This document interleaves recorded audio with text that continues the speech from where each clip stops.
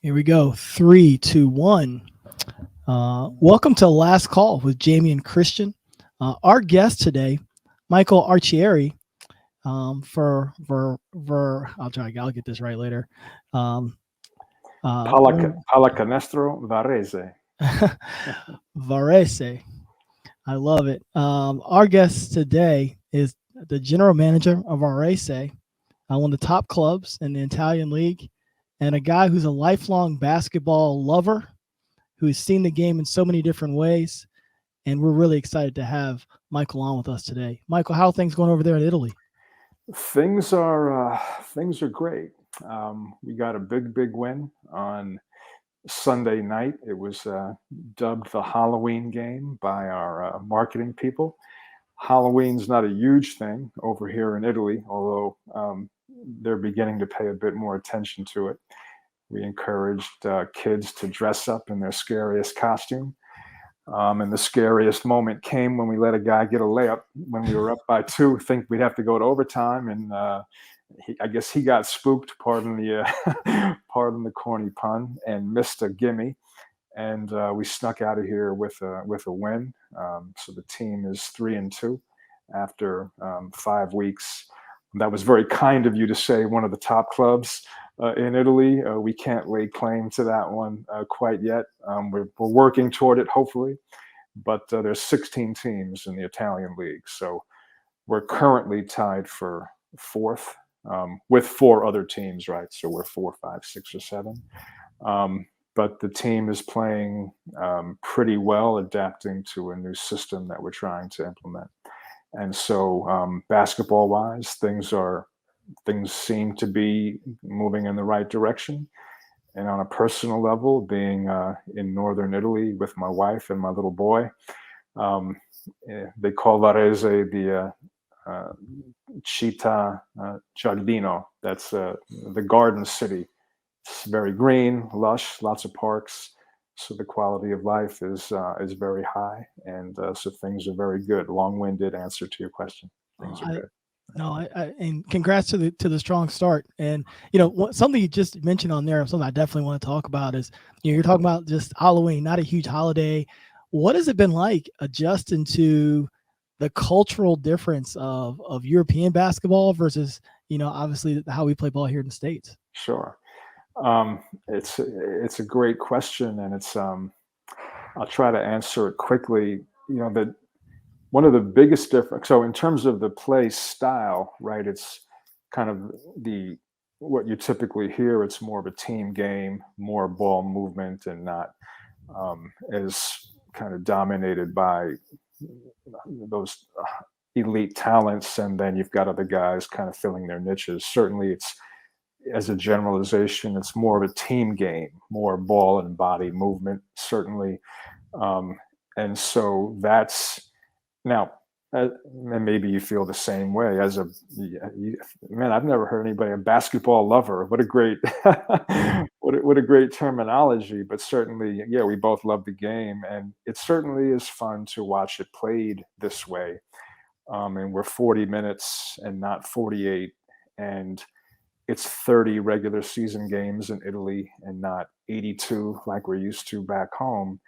And this may sound cliche or not corny, but literally every possession and every game here is critically important. I said we're 3-2. If my man makes that layup and 1 and we lose, we go to 2-3, and then we're tied for 9 through 13, and the bottom 2 teams out of the 16, they retrocede, retrocessione. They go down to A2, and that's a big deal, right? And so I joined the team in the 21-22 season in January, so they'd played 13 of the 30 games, and they were dead last, and that's all 3-10, and that's all anybody talked about was the fear and the calamity of going down to A2. But I mentioned that simply to say that, back home, you get into January and February. It's a long season, and I don't want to say teams aren't trying. Of course they are, but you don't lose a game on Monday. You fly to Denver the next night, and you got to have a short memory, and it may not matter a ton. Okay, it may at the end of the season. I wish we would have won that one game. We're in the play-in, or we're seventh, but so that's been the most fun and biggest change has just been literally every single opponent coming up, and your preparation. And so, what did we do today in practice, and how did the team look? And so, that level of intensity, because back home, that's an intense job too, and it's an everyday job. I give you 49 weeks, Mr. Owner, and you give me 3 weeks off, hopefully in August. But it's different here in that there are literally no possessions off. So that's something to get a little bit used to. But maybe it's akin to March Madness, and why we love that so much is because every single bounce of the ball counts. Win or go home, and anybody can win. And here in Italy, there are teams that are seen as the top teams, Milano and Virtus and Bologna. And they've perennially been at the top, but one of them got beat last week, and every single night, and we play the team who people think, oh, they're in the bottom tier. That's it. Don't make that mistake, because you'll be right there with them after 40 minutes. So that's been the biggest change for me, is just well, and there have been lots of other ones too in terms of team construction. Back home, you kind of have free agency, and okay, you got to draft. You draft your players, you sign your players. You've got a trade deadline where you can change the roster a bit, and you can sign free agents during the year. But over here, it's a different ball of wax. And the free agency last summer, my first time in Europe, was crazy. And you're trying to wrap your arm, I and the staff wrap your arms around thousands of free agents. I mean, guys who are playing in Israel, France, Germany, Spain, Italy, Asia, Australia. Back home, kind of the free agent list comes out during the year. You kind of know, okay, there's going to be 102 free, and you can kind of focus. It's a different thing here. So it's been, my learning curve goes straight up, I like to say, usually anyway for me, but certainly here. So it's been, and it's ongoing, but it's a great question, and I haven't answered it very well, but there's a lot of differences. And it's been fun, for me in life when you do different things. And so hopefully I'm learning quickly enough, but it's a lot of fun. Yeah. Yeah. Always when I've had a ton of players play over in different areas, I always have them send me a video of the environments. I just find those environments so intriguing, and I'm sort of jealous my basketball journey hasn't taken me to be in the arena at some of those places, because it looks like the kind of environment as a player you want to play in. You want to be involved in those kind of high pressure moments where everything matters and everyone there cares about the game. And watching it, and I've had a chance to watch a ton online. I love watching European style basketball, not just because of ball movement, but just I just love the flow of the game. I love the energy of it. And so it's fun to watch that. I know you're having a great time kind of getting adjusted to that. I'm sure it's a lot of transition for you. But when you talk about, you have such a great scouting background already. How does that, you got legitimately 1,000 different free agents that you can look into. How do you go about breaking that up? Having a scouting background, knowing who you want, what you need to add. How do you break up to the thousands of people?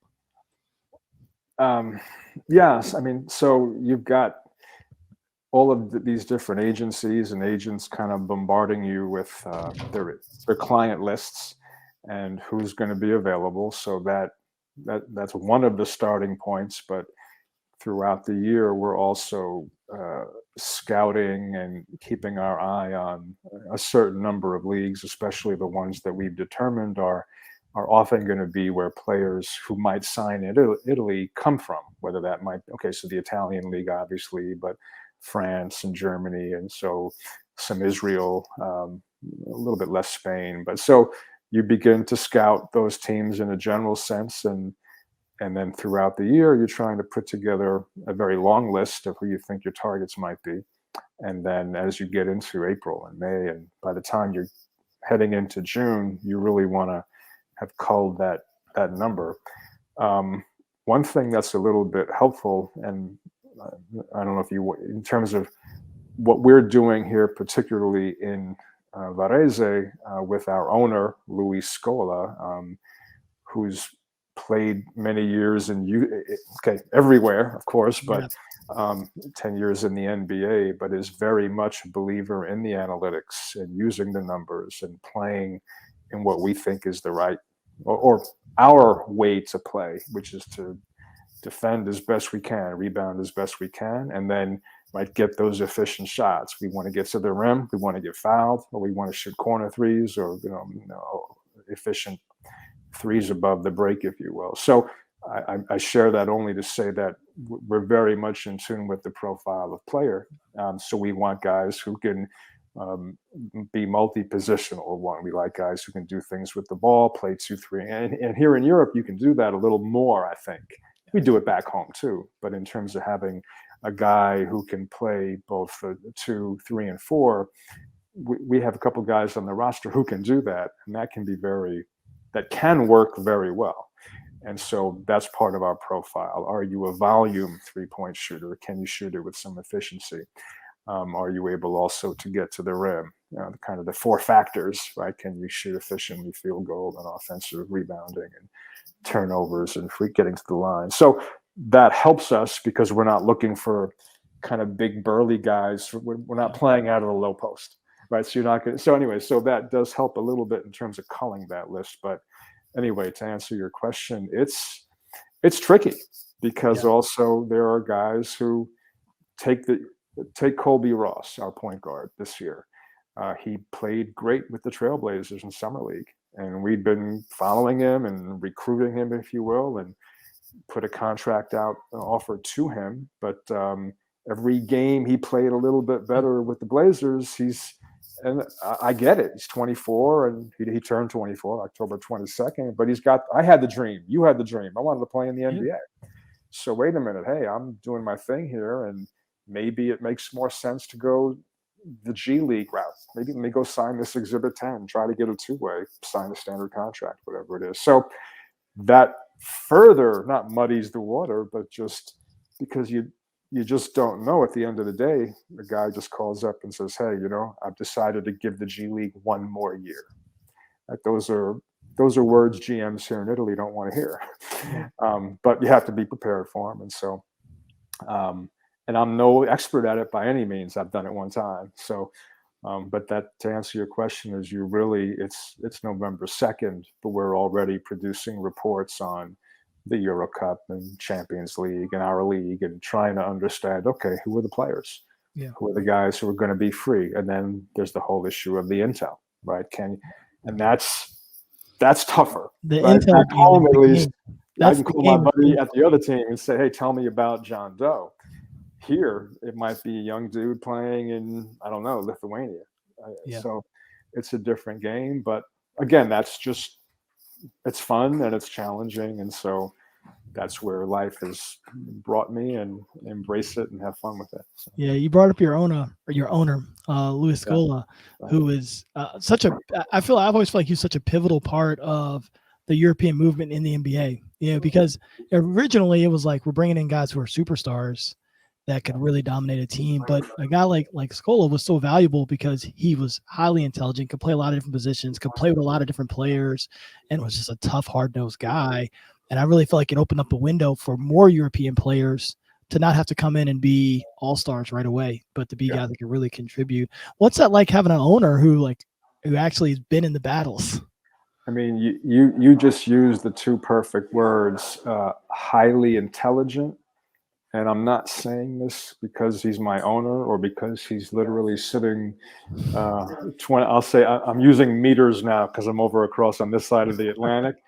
But and candidly, I only knew him maybe like you know him as, unless you've met him and are friends with him. But I only knew him as a player and scouting him or whatever. But then I got to meet him, obviously, and intelligence off the charts. Not just because he embraces analytics and all of that. I mean, guy, he really, really bright. So to answer your question, what's it like to have an owner who knows the game as well as you do, better than you do, knows what players want, how they think, in tune? Hey, you know what? Our guys need to have their own room on the road, as opposed to share, like little tiny things like that, that maybe an owner who's not played is sensitive to. Whereas our owner says, hey, he's lived it. He knows it. Okay.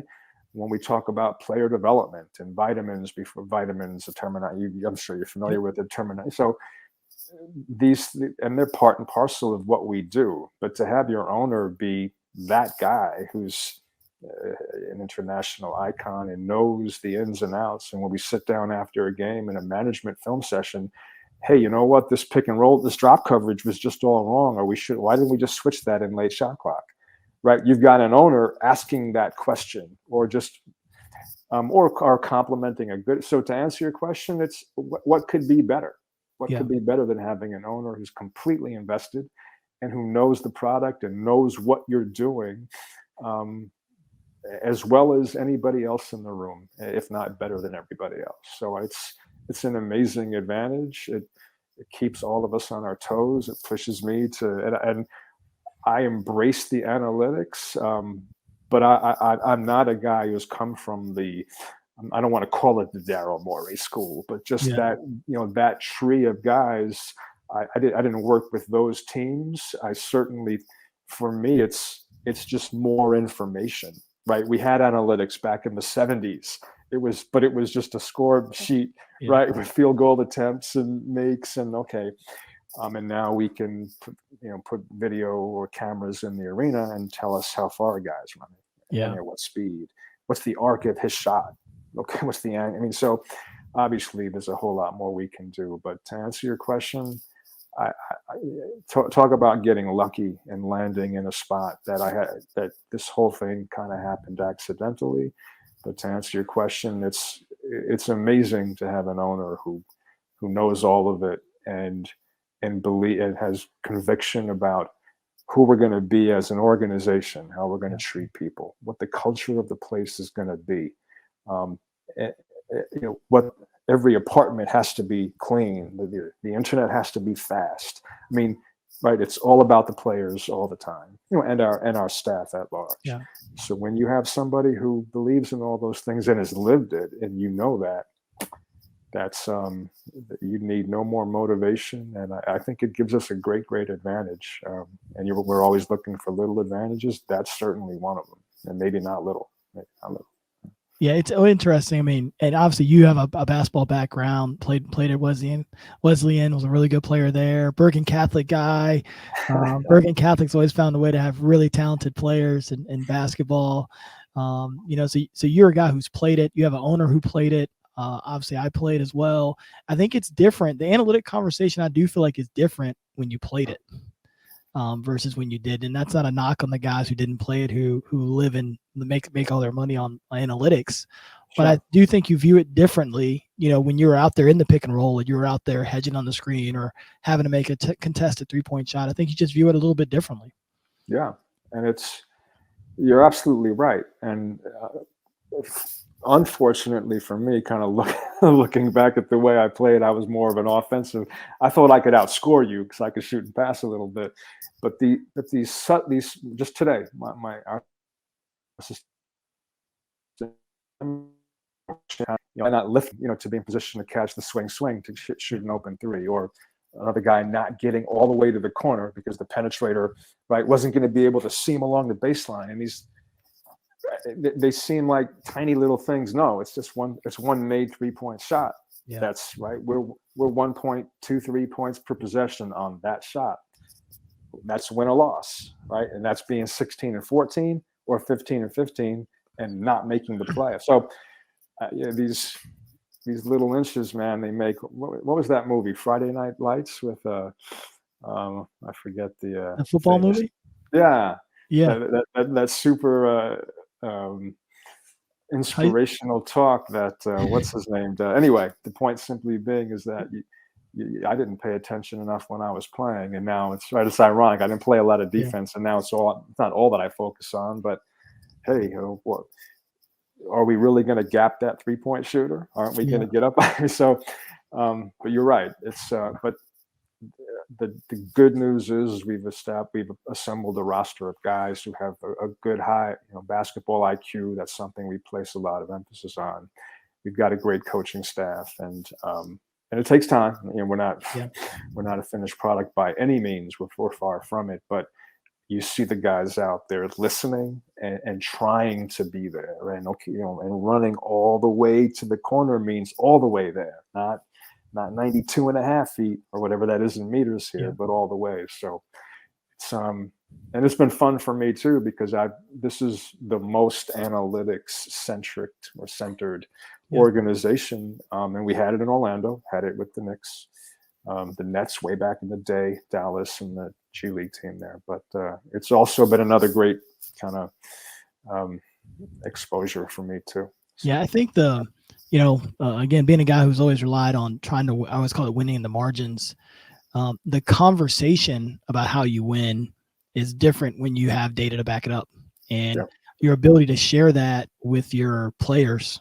Yeah. Really, I think of Billy Beane, the movie about about Billy Beane in the Moneyball. Think about Moneyball, right? And he's Brad Pitt's in the locker room every day. I don't know if Billy Beane actually did this. Some of the stuff is glamorized, but he's in there trying to explain to guys why they should take more pitches, or why they shouldn't bunt, or different stuff like that, or why they shouldn't try to throw the guy out at second and just take the out at first, right? And I think when you have an organization like you guys seem to have, where everybody top to bottom has the ability to have that conversation in real time, it's really valuable, because you never know when your players are gonna ask a question to someone.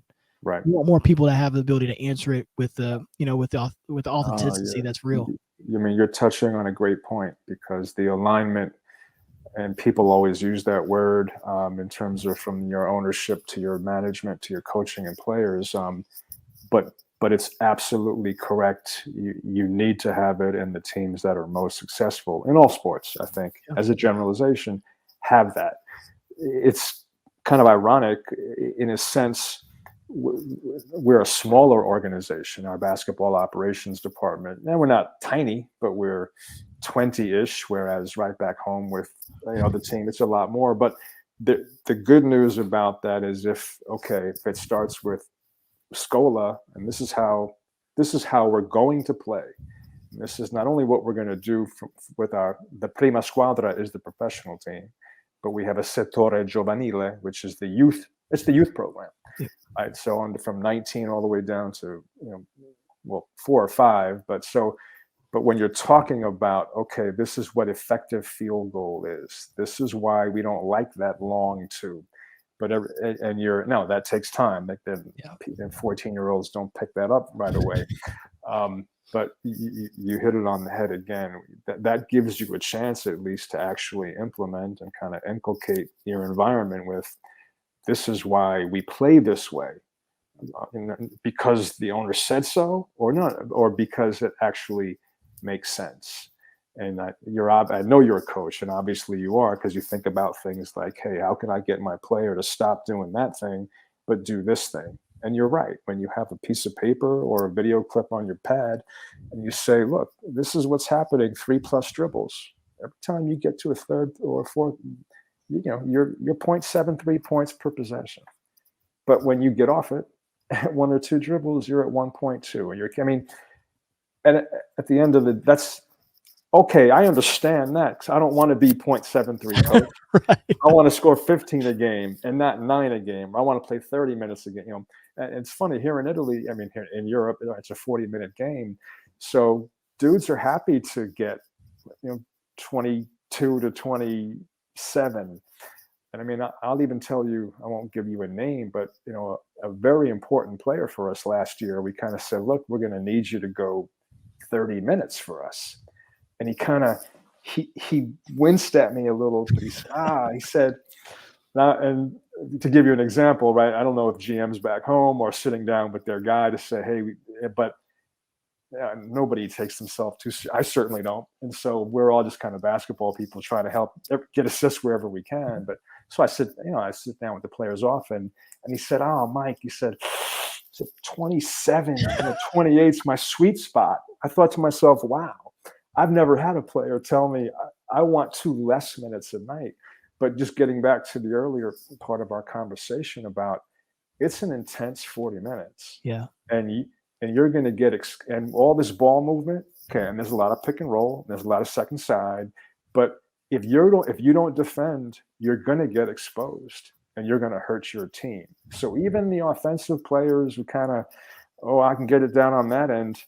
You can't. I mean, you know better than I. You've watched more European basketball than I have. You can't do that here. Yeah. Otherwise, they're going to come down and score the ball, and you're going to end up sitting down on the wood. So to explain why my man said, hey, you know what? 28's my sweet spot, and he was a shooter too from distance. So hey, my legs get tired in the fourth, coach. So give me that blow, mid-third or whatever it was. So that's funny. But yes, having and I've watched Moneyball. I love the movie. I've watched it a zillion times, and that scene right in the weight room, and he's saying, hey, look, every time you take that, you swing at that pitch in that low outside, so, and kind of even in some of the discussion here, and not that we're not doing anything revolutionary here. We've just decided to play a certain way, but sometimes they use the word Moneyball here to describe what we're doing, which is kind of funny because the only thing we're saying is if we can't get to the rim, which everybody in Europe everybody in the world wants to do is get a layup or get fouled and shoot free throws, then let's just move the body and ball, bodies in the ball, and see if we can get 3 points instead of 2. And you've got a little shorter 3-point line here as well. So, but it's a fun, in the modern game, if you will. Now it's a fun debate, and back home, I mean, everybody's trying to do it to some degree or less. Here, a little bit less so. It's still more, we're trying to run. We're trying to, to us, one of our best running opportunities is when they score, right? Because ball goes in. I mean, and here people just, okay, now I'm going to try it back. No, big man, get it out, outlet, go. Let's go. Yeah, and it's hard because the players here are not. The American players are a little more so, but we're used to over here to playing in the half court and setting up. Yep. So I said it's not a finished product by any. We got a long way to go. We're still trying to. Hey, you know what? They scored. Okay, that's fine. Okay, where's the opportunity? That's the question you always have to ask in life in general. But so we got a lot of wood to chop still, no doubt. But it's fun, and guys are taking to it, and we're having a tiny bit of success. But again, 3-2 after 5 games is nothing. That the season started 20 minutes ago, so we'll see how it all pans out in the end. But it's good to have something you believe in, and the guys believe in it. Yeah, and they're also seeing that, hey, this is the best version of me as a player, is when I do get to the rim or I shoot these open shots instead of putting myself in positions. Well, that's not my thing. I don't create space off the dribble. A lot of guys don't do that on our team. So we're trying to help them just be the best player they can be. But anyway, I think I've gotten off track from your original. No, this is great. 'Cause I kind of, I didn't have this down as something I wanted to kind of go into, but I'm like really fascinated with this as you're building a team. I feel like, I watched a ton of Boston Celtics games and how they've kind of rebuilt their team through the last few years. And I also, one of the teams I love to watch back in the day was the Phoenix Suns with Steve Nash scoring 7 seconds or less. And then the Orlando Magic with Stan Van Gundy with all those shooters out there and a rim runner getting to the, and Dwight Howard finishing at the rim and Jameer Nelson, so it's funny. I feel like basketball's taken this in the last 15 years. It's transitioned so much. When you look at this Boston Celtics team, they have a lot of guys that can play both ways, that can really defend, can really handle. And I like how they play and how they move the ball, maybe not exactly like European basketball, but I feel like that's a direct response to people being able to move the ball better and faster. Like, to be a good defender now, you've got to do a lot of different things defensively, where before you might be able to be Rashard Lewis, defend the guy who shoots the three, be able to close out. That guy's going to have the ability to put the ball on the floor, where now that guy can put it on the floor. He can make a pass. There's a lot of different transitions. And I think that's a direct response to the European game, how much we're playing in Europe, how many guys are coming back and forth. Yeah. I'd love to get your thoughts on that. Yeah, you're absolutely correct. And it's certainly it's shaped precisely what our approach to the market was.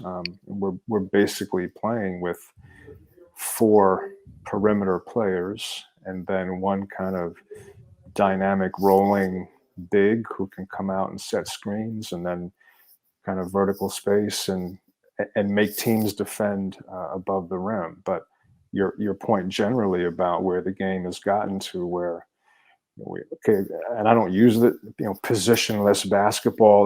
That's Yeah. become such an in vogue term, which I kind of don't like it, because at the end of the day, I do need a guy to bring up the ball against pressure. I tend to call him a point guard or a ball, So we still have our center's not going to be that guy. So I still like having him, but maybe it's Yeah. my age and I'm a different generation. But certainly, um, that's what we're trying to do in terms of having guys who can uh, do multiple things with the basketball. And then certainly in terms of positionally defending, to be able, because to your point, now there are too many guys on the other team who can not only, okay, quick trigger, catch and shoot, but now I can drive the closeout. Okay, I can get into the paint and floater, or I can spray out. So now we got to have, and everybody's playing in pick and roll. So now I got to have a big who can contain a guard for a dribble or two. So, man, this, Golden State's a problem for a reason, Yeah. and Boston and Jason Tatum and Jalen and them are a problem also. Yes, and in terms of the European influence and flavor, and just those players who are over here learning to do more. Okay, big names like Nowitzki, but just guys who are learning to, right? Vlade, Diva. I mean, we can go back in time. Great passers, great, skill sets, and so, and I see it here in the building with our younger teams. Got kids who are taller, but they're out on the perimeter and they're practicing their catch and shoot three, or they're handling the ball, right? Or they're working, okay, pick and roll. Okay, now pick and pop. Now shoot that three, right? 20 years ago, like you said, Rashard Lewis didn't have to worry about that guy also getting down on the block and then, out of a low post position, finding, guys on the perimeter out of movement. So the game's become it's become a little more complicated, but variety is the spice of life. And so, lots of guys being able to handle the ball and do different things has certainly made it more fun to watch, and more fun to play, and harder to defend. So I don't know if I didn't elaborate at all on your question, because you posed it so eloquently, but it's certainly how we're trying to play. And even, I don't want to say even over here in Italy, but I'm watching the teams that we play. There are bigger guards who handle, and it's tough to look out on the floor. Well, who's the two? Who's the three? Who's the four? If you look at our team, you don't really know. We got three guys who are about the same height. We got some good length. So it's fun basketball. I know the fans like it, and you didn't ask about this, but we're in a city, Varese, that is basketball crazy. Right, Love it. there are three basketball crazed cities in Italy: Milano, Bologna, and Varese is the third. I didn't know that until I got here. But Sunday night, this place was, like you talked about before. I mean, it's different. Like I'm a New Yorker with, and I've been to Garden games in the playoffs, not when I was working there, and then working there, and that place it's iconic and amazing. And I've been in there when the Knicks played the Bulls back in the end, where Larry, Johnson's hitting that 4-point play and the roof, literally. But I will tell you, it's different here. Yeah. This arena's smaller, right? 5,000 people, and they're chanting the same song, right? They're bouncing. I mean, I know you've seen it and lived it. It's, to say it's an adrenaline boost that's an understatement. They're a sixth man. There are other cities here that are soccer crazed, and I look around and they go on a run, and I'm thinking, man, I'm glad this is a soccer city, because okay, we're gonna have our own run, because this not really taking us off balance. Here in this building, there have been a few moments where the other team got shook, and it had nothing to do with our 5 players on the floor. So it's a lot of fun. It's all part of an experience that I'm really enjoying. Yeah, I want to go backwards a little bit. Okay. We're talking a bit about environment. Sure. And we talked about your younger days as a player at Wesleyan. And doing some research on you, you told this amazing story about your father and you being late for the bus. And I thought it was just so interesting because like you talk so much about environment and the importance of that. So I'd love to dive a little bit back into you being a Wesleyan player and maybe just share. We have a lot of younger people that listen to our media here that are trying to find their way into basketball. And you're a guy who was in basketball, stepped out of it, came back in, and found your way back in. So I'd love to kind of give them your pathway a little bit. Sure. Because I think it's important for them to know that the resiliency that's needed to be able to sit in the chair that you're sitting one day. Yeah. And this is always the reason that I'm happiest to have these conversations, because whoever's out in the audience hoping to get to someplace someday, NBA team or whatever it is, it's a hard road, and it's not like I want to be a doctor. Okay, I've got to be pre-med and I've got to but you kind of, okay, but I think I know how I can get there. Now I've got to put in all the work. Whereas how do you get to do some of the things that we do? So I'm happy to try to answer this question and share a little bit of my past and not hopefully put your audience to sleep. But yeah, so you must have seen some interview or thing that I did when I talked about, but I love telling that story more because I adore my dad. And just the blessing of having someone who was so supportive and committed that when you make a mistake, at least I was able to get to meet up with the team. But I'll try to keep it super brief. But so I graduated Wes. I was a paralegal at a law firm in the second tower of the World Trade Center on the 100th floor. But I was still, my basketball was the bug. And so I had a tryout in England, but then I have dual citizenship. And so I don't want to get into the whole story of, I ended up signing a contract to play in Italy in 1988, but it was conditioned on them changing a rule to allow a dual citizen to play, which they thought they were going, they basically decided to do it and then very abruptly changed their minds. And so which is like this life in basketball. People don't understand, like the life in basketball has like so many, I'm here, I'm taking a step back, and people don't always understand that happens so often. It happens all the time. And this one, Jamion, I signed with, there are 2 teams in Bologna, and I ended up signing with the Fortitudo, which is also a very historic team. And my mother is from that city. And my mother's family owned and operated a cafe on the main avenue from World War II, from the 40s in 2011. And the arena they play in is called the Palladozza, but they called it the Little Madison Square Garden because it's got a little pinwheel kind of roof like the Garden does back home. And so I went for a tryout. I played some friendlies, some scrimmage games. I signed this thing for 3 years, and I'm on cloud 9. I'm 24 years old. I wanted to play in Italy, and I'm still thinking, hey, I can parlay this into a training camp invite. And I'm not dreaming as a young man, but my family get a 5 months later, hey, the Basketball Federation is not going to change that rule. Sorry. So, but into every life a little rain, must fall. But if that's my greatest hardship in life, then I'm batting, I'm batting 1,000. Yeah. So anyway, so I'm sorry. So I came back to the States and I coached a high school team for in Northern Valley Regional in Old Tappan in New Jersey for a couple of seasons. I end up getting a job with the Nets through a friend selling tickets. And I'm only sharing this long story because maybe somebody will hear a part of this and be like, hey, wait a minute, that might be a way for me to do this thing.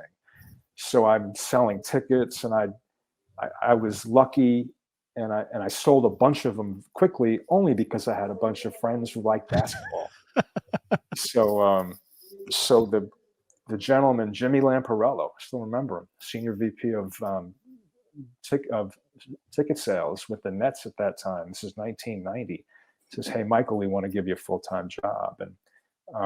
And I said, Jimmy, I appreciate that, but I have to be candid with you. I took this, and I was in the Nets locker room. They put a table in there and some telephone wires, and that was Kenny Anderson and Derek Coleman and Drazen Petrovic, may he rest in peace. What a great Mookie team. Blaylock. That was a great team, man. Great team.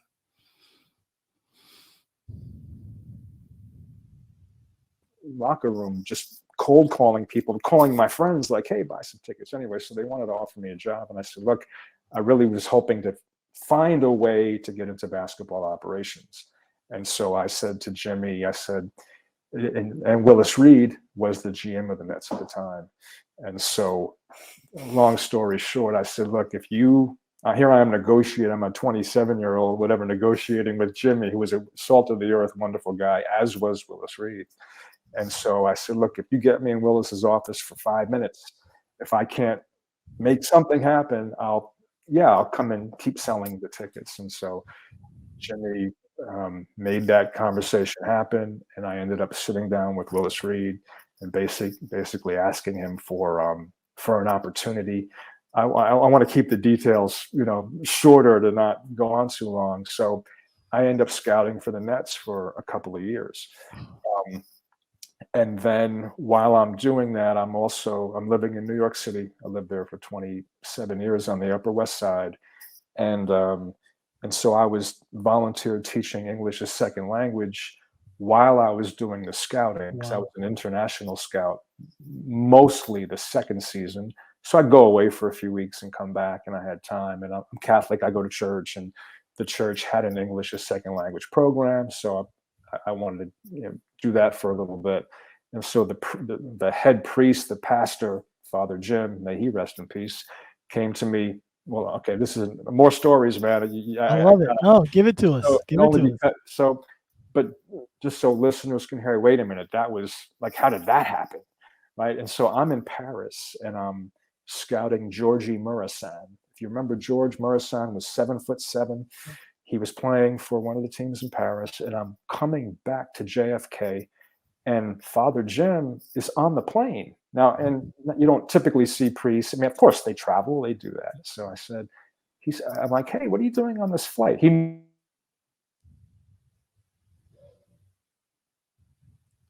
Building that you teach English in. It was a beautiful old brick building on 97th Street, but it was run down. He says to me, look, we just raised $250,000 to renovate that building. He was a member of the Franciscan Friars. It's a Roman Catholic order of priests, and they're very much into social service and ministry. He said, I want you to help me found a not-for-profit, basically, and provide programs and services to the Upper West Side, 90s, Broadway, Amsterdam. And so to make a long, boring story shorter and boring, I looked in the mirror that night and said, okay, I'm getting paid to go to Paris to watch basketball. Maybe I need to do a little give back thing. Thinking I would do it for a year. And so I went to Willis and said, can I come back after I do this thing for a year? And Willis being Willis, said, go do your thing. And 1 year turned into 12. So life happens, and the place grew. We got lucky, got some funding, and the place really grew. And I was there for 12 years. By around year 8 was when I arrived at, I love what this place does, but it's not my personal calling forever. Like that round ball is still, God, family, and then that round ball. And so how am I going to get back to the NBA now? And my answer in 1998, 99 was, and you're way too young to maybe remember, there were a couple of lockouts and the CBA and the salary cap and trade rules, and it was a turbulent time in the aggregation. NBA's history. It was like I think we had 2 lockouts in almost like 6 or 7 years Exactly. that were really abbreviated the season. But what was happening was a lot of GMs were outsourcing or to accountants or to lawyers just to figure out, hey, can I trade this guy? Well, what does that mean, salary? Oh, I can go over. And so anyway, all of that to say that I thought, okay, I've played, I've coached, I've scouted. Okay, that's valuable on some level, I guess. But what can I do to really bring value or help a front office?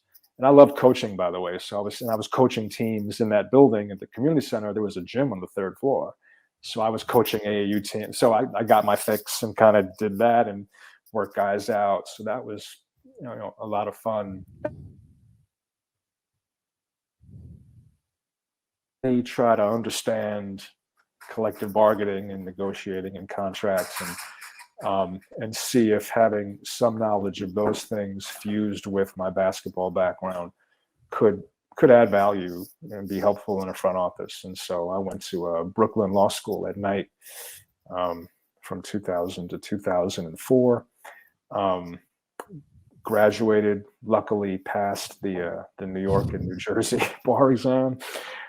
Toughest 10 weeks of my life.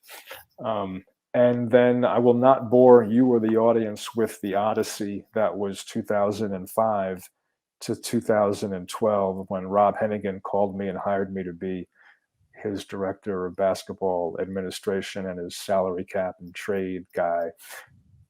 But to say that from 2005 to 12, most of that time I worked as an attorney at a big, very good firm called Paul Weiss in Midtown. But my concept was I want to have a job that I can keep paying my New York rent, and then I'll have enough money to go to Las Vegas Summer League or the Orlando Summer League or Portsmouth or the G League, at that time the D League. So wherever NBA personnel were, that's where I was going to go. And it took me 91 months.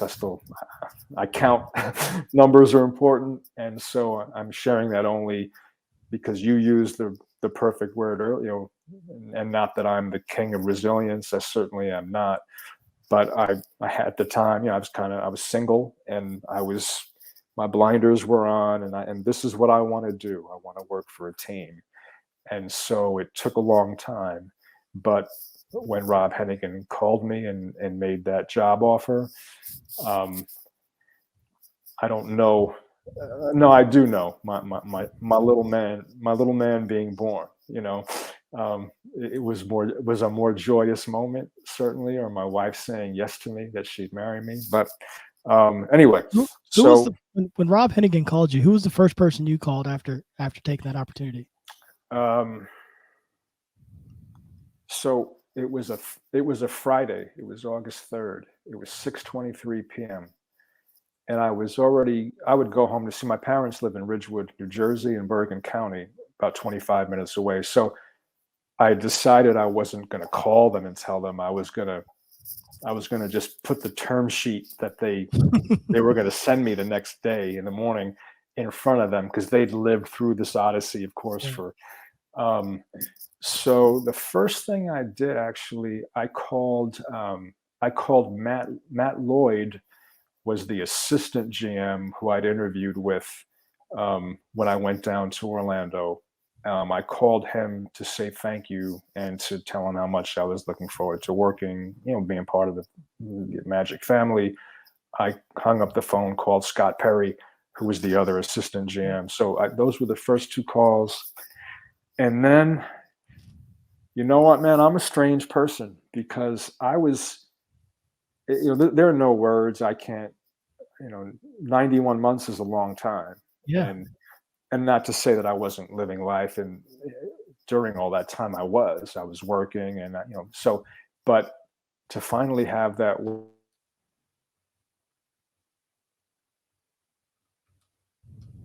that I think I just kind of, I remember I took a shower because Rob had told me he was going to call me after work. So I left the office. It was about 6 p.m. 5:30, and I said, you know what? I typically take the one train home. I said, I'm not even going subterranean tonight. I'm going to stay above ground. I don't want anything to happen. So, and it was August 3rd. It was New York City in August. So, Yeah.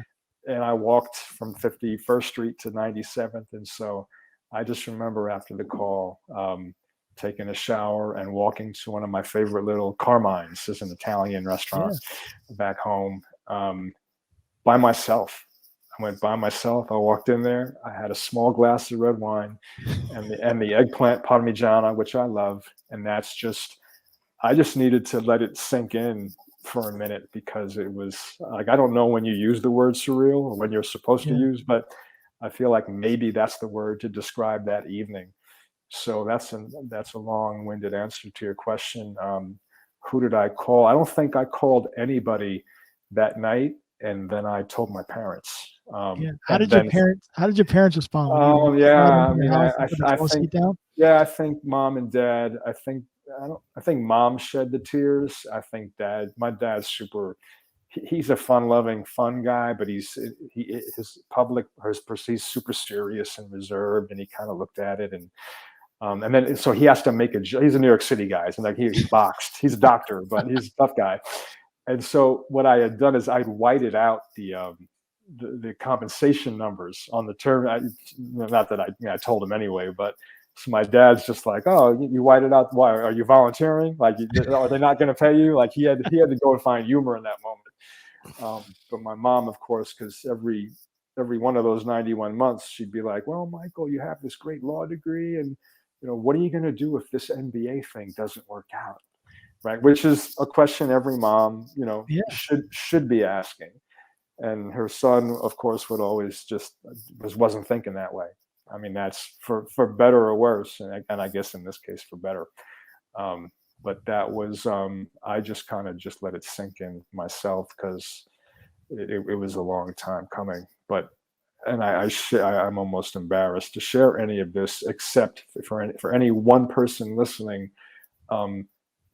You need to have a thick skin, and you need to be able to keep it moving. But the good news was you didn't need 30 teams to hire you. You just needed one to hire you. You needed one guy to say, you know what, that's a good person. He's got the competency. And so if I can do it, anybody can. Right? My dad's a Astoria kid from New York. He's doctor. He had no ties to basketball. He played sandlot football, and he boxed.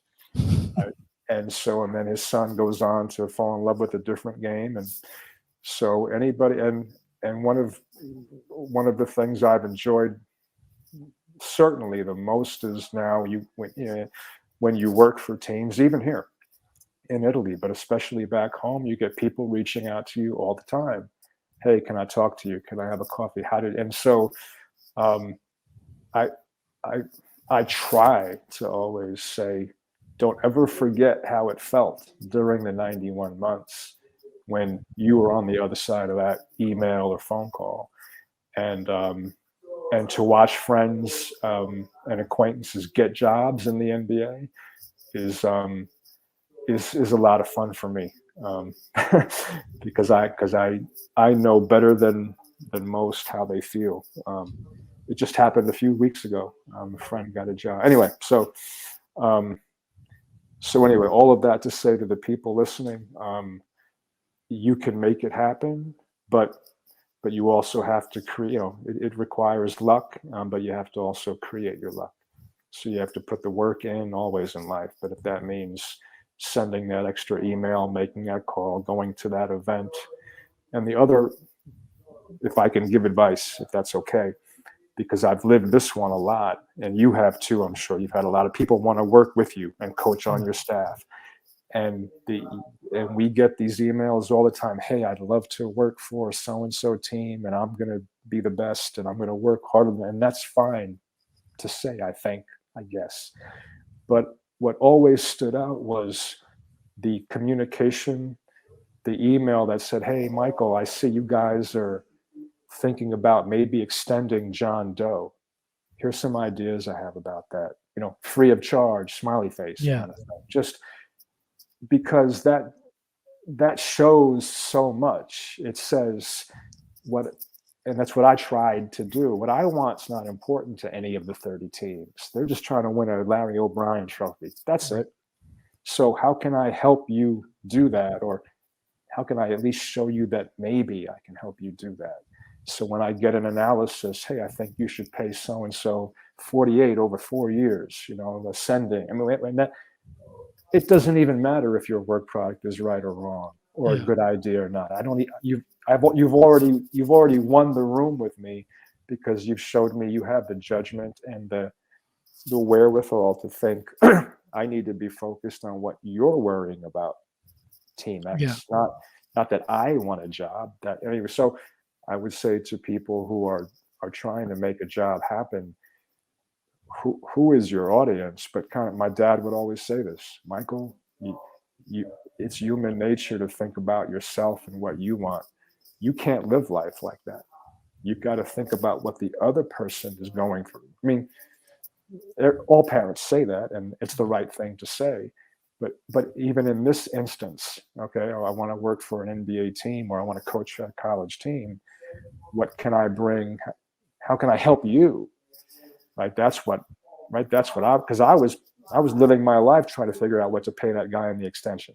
So if somebody sent me an email and said, hey, by the way, here's just some thoughts, do you think I was going to read that email? Absolutely. Every single time. I don't know everything. I've learned a ton of stuff from people who don't work for the team and told me, hey, have you thought about that? No, in fact, I haven't. Thank you very much. So to get outside of yourself and really focus on what the entity you're trying to join, what are they trying to accomplish, goes a long way. And then an obvious one, a soft skill. I hate calling it that, because to me it's the most important skill, is just humility and communication, and knowing not to call me at 2:30 on the day of the trade deadline, which I had happen. And then, right, and the phone rings and somebody's asking me, can I meet you for a coffee? And you could only laugh, because the timing was so bad that you were having you just didn't know, obviously. But anyway, having the humility, understanding how to communicate, and doing that in a way that's just appropriate, thoughtful, man, because it's no different than being a coach and heading a coaching staff. You're with these people all the time, every single day. It's who you live with, and your family too. And so you want to be with good people. That matters a lot. So hopefully people have that intrinsically, but don't discount that. It's not only about what degrees I have, no, you have to be able to play nicely in the sandbox. Otherwise, I would recommend a different line of work. Yeah, you need really good teammates to be successful in anything. Absolutely.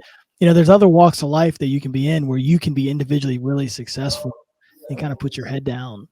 But in the game of basketball or sport in general, you have to be able to know when to use your talent, but when also to share it and help others. I've been amazed at just the kindness of people in sport. It's interesting. The higher you go up, I feel like the more kind people are, the more they want to listen. Like the very best really want information from a lot of different places. Right. Yeah. And I've just always been amazed at that. Yeah. I agree with you. And I don't read as much as I should. Lord knows that. Good to Great is a book that lots of people read, and luckily I did. And he talks about great leadership and the two types of leaders: the one who look in the mirror and the one who look out of the window. Yeah. And I completely agree. And the ability to right? Because when you start, okay, like you said, if my task is okay, go into your office and just run this code on pick and roll in the first quarter, and come back and tell me what that is. Okay, you may not need to talking about all the higher level, and you're managing and coordinating and orchestrating a group of people to do stuff. The people who are best at it, as a generalization, are people who are humble and who say, no, I want you to do this thing, and I need you to help me, and I want to empower you. And it's not only about humility, but it's about, again, I'm sorry, I'm on my soapbox here, but I've lived this a lot. I've seen both sides. Caring deeply about human beings, which we should do all the time anyway, but with respect to in an endeavor with a bunch of people in an intense thing. I mean, right? Every single person under your watch, they have life, and okay, they got a wife at home, okay, mortgage, yeah, and they have ambitions, and they have to develop, and they have to feel like what they're doing matters and has value. And it takes the right, I'm not going to say special, it takes the right person who's in tune with these things to bring that group together and have because at the end of the day, that's all anybody wants. I want to feel valued and respected. It doesn't matter whether I'm cleaning the court after the game, or I'm the guy who, or I'm handling the ball with 8 seconds left, and I'm coming off the screen shooting it. So that's I don't even know how I got to this place, but management and leadership, man, are super, super important. And I take everything. I take myself not seriously at all, but I take the responsibility super seriously. And when you're managing people, and not just the players, I'm talking, you do the same exact thing. You've got your coaches, you've got your grad assistants, your dobos, you have all of that in addition to your players. And if your player doesn't feel like you love him and you respect him, he will not run through that wall for you. He will not make that extra pass. He'll transfer next to not saying you personally, but I'm saying it's just the way life is. And if you can find the right people, and I hope we found a good group here, and we're trying to pour into every single person. And if they feel that, when they feel that, it's just nice. It's like you said earlier, it's nice. Hey, I can't wait to go to work, because I've been in places when you don't feel like that. Yeah. It's interesting. You talk about the word respect, and it's one of the harder things to help coaches keep in mind is to have a lot of great respect for what we're asking our players to do, or what we're asking the janitorial staff to do, or, like we're asking this player to make 45% from 3 or whatever it is. Respecting his time, respecting how he feels, expecting his wants, needs, the things he's been through.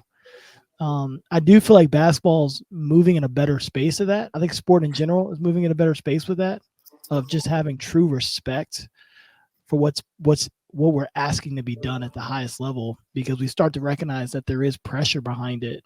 So it's refreshing to hear from someone who's had such an amazing life in leadership already, and sort of just starting out a new journey with it, that's a priority for you. Yeah, that's I agree with you. It's there's nothing more important.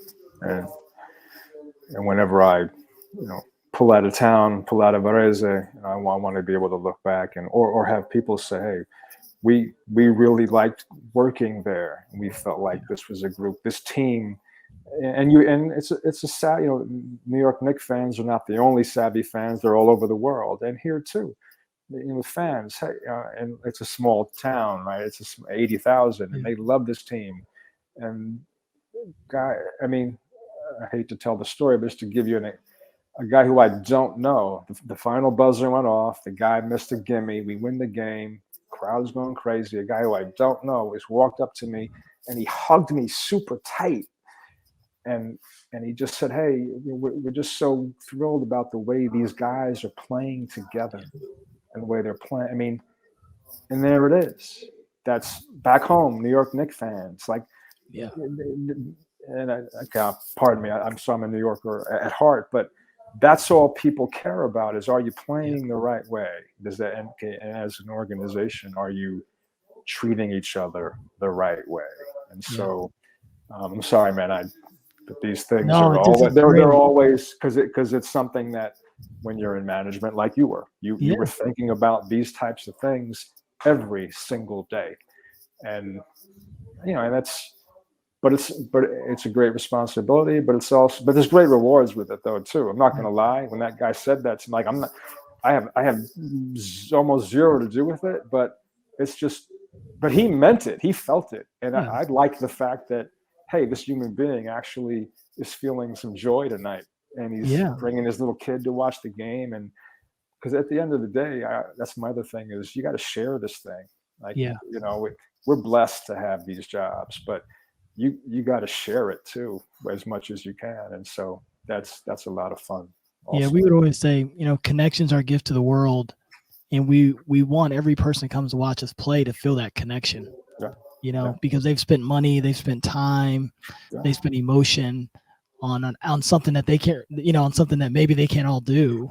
yeah. And so if you're building an organization where people are coming in every day and they're feeling connected to the process and the product, you're much further ahead than what some people can imagine. You're much further ahead than 3-2. And Yeah, I think yeah, that's important to always realize.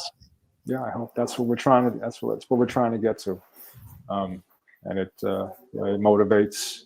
You can't sleep on it. And if you Yeah. if you don't want to be part of, do something like this, then pick a different line of work. But it's definitely a great motivator, for me and for all of us. Well, I've got, we always round up here with on last call with our final question. And Okay. the final question, it's last call. So it's like the end of the night, we're at the bar, you're at the bar, you've got a seat to the left of you of someone who's retired and a seat to the right of you of someone who's still active and working. Who are the two people you want beside you at the end of the night on the last call? Uh, Someone who is retired would be my professor, Aaron Tversky from Brooklyn Law School. He taught me torts, and he taught me product life.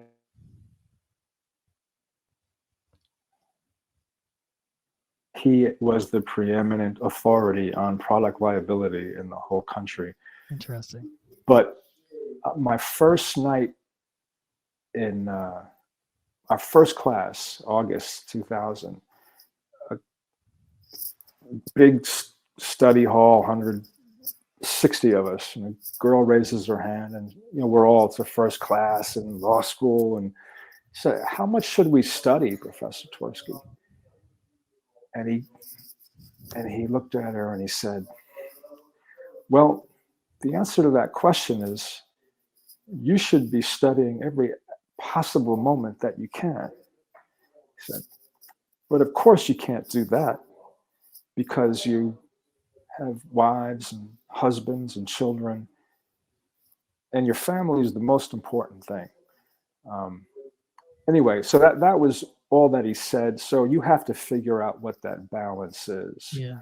But I was there. I went to school at night for 4 years, and um, his dedication to his craft, and again, he's a preeminent professor, but his love for his family. Um, I would love to, one, let him know how much I admired him, because he would never know that.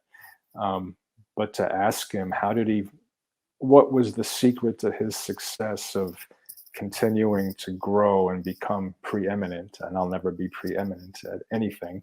But at the same time, love and adore and prioritize his family, is somebody that just, nobody's asked me this question before. He comes to mind, and somebody who's still working, I guess, is Yep. in the other seat. Let's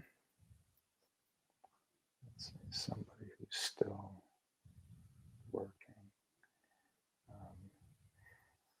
That would be Brother Brian Carty.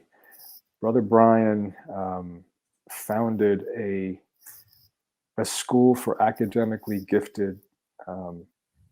They used the word minority students. I think they had one white student, but they were Black and Latino from all 5 boroughs in New York. And my sister ended up working for him as an English teacher, and she rose to assistant principal. I'm very proud of my family and my sister. And he's been teaching and guiding youth. He's in his 80s now, and he started doing it probably when he was early 20s.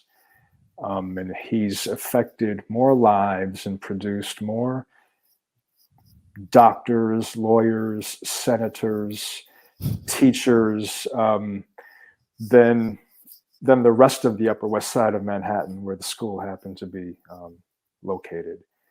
And I would probably be asking something along the similar lines, was how did he, my Catholic faith happens to be important to me. And the conversation would go something similar. How are you able to stay grounded in your faith life and what is most important? And at the same time, find the time to invest in all of these different individuals and their families, because I'd like to think I'm doing something that is helpful. And I love my job, don't get me wrong, but to be able to listen to them talk about successes, also failures.